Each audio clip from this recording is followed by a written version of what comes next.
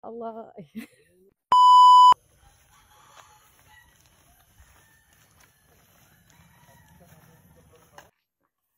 Assalamualaikum, selamat pagi.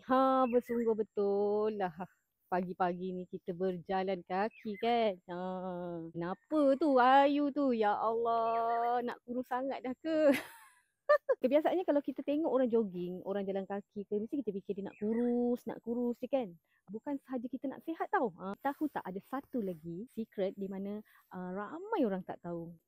Kenapa kita perlu jalan kaki dan insya-Allah korang pun lepas ni akan rasa seronok nak jalan kaki tu. Tekan semua button yang kat sebelah ni sebab tanda kita bersahabat. Nanti supaya Ayu boleh share lagi banyak tips tentang kesihatan, kebahagiaan insya-Allah. Sebenarnya bila kita berjalan kaki ni, kita akan membuka 6 deria-deria pada tubuh kita ni. Deria penglihatan kita, pendengaran kita, deria pada hati kita.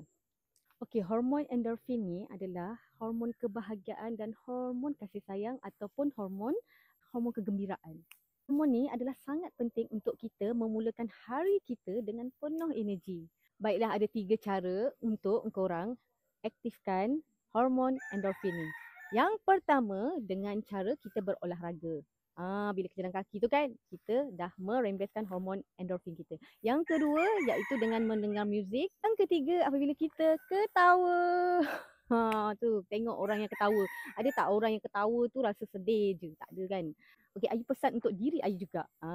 Supaya kita sentiasa positif. Nak kekal positif ni bukan senang tau. Okey, hormon ni lah yang akan mengurangkan stres dalam diri.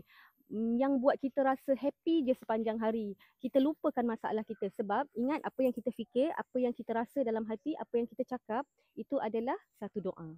Okay, korang jangan lupa share video ni supaya lebih ramai lagi orang dapat manfaatnya. Bye.